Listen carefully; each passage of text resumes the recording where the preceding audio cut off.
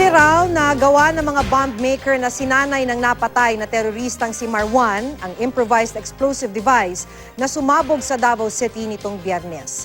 Ang naturang IED daw kasi ay katulad ng mga pampasabog ng mga grupo sa Central Mindanao kung saan nagpalipat-lipat at nagtago si Marwan bago napatay. Makibalita tayo kay Sheila Vergara Rubio. Mas terroristic itong kanyang intent, no?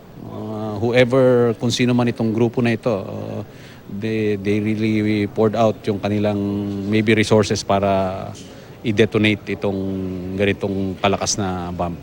Gawa raw sa 2 mortar shells ang improvised explosive device na sumabog sa night market sa Davao City nitong Biyernes ng gabi.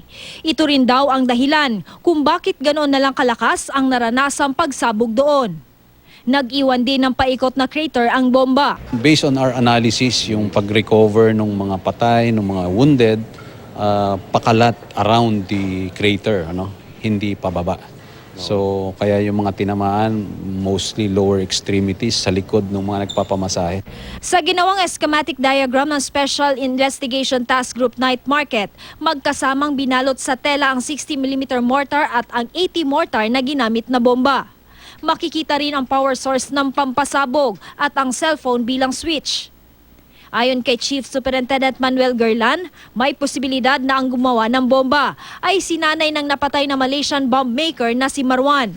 Ang ganitong mortar IED daw kasi ay estilo ng mga grupo sa Central Mindanao.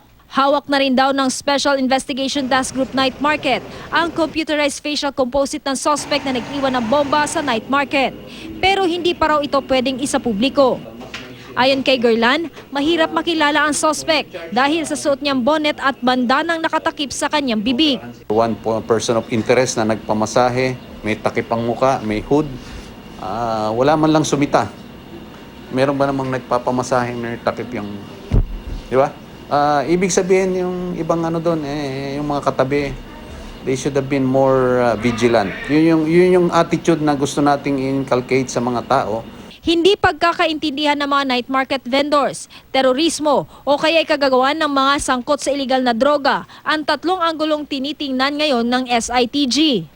Gayunman, patuloy ang kanilang investigasyon sa iba pang posibleng anggulo at motibo sa insidente.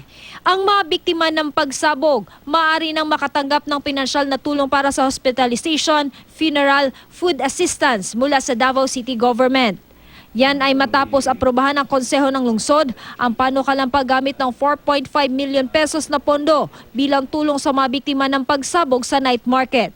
Manggagaling daw sa Crisis Intervention Program Fund ang pera at inaasahang agad itong maire-release. Kasama sa mga inaasahang makakatanggap ng tulong ang mga kaanak ng nasawing si Daniel Josh Larida, 12 taong gulang. Ang bangkay ni Larida ang hinalikan ni Pangulong Duterte nang magpunta ito sa morgue matapos ang pagsabog. Kasamang nasawin ng menor de edad ang kanyang inang si Melanie. Kwento ng ama ni Daniel Joss na si Dennis, nanibago siya sa kilos ng kanyang asawa noong araw nang mangyari ang trahedya. Unusual yun sa amin na mag-asawa for 12 years. That time, sir, gusto niya talagang magbanding. Yung gusto niya na nung i-enjoy niya, parang gusto niya i-enjoy niya. Sheila Vergara Rubio, Nagbabalita, Pilipinas.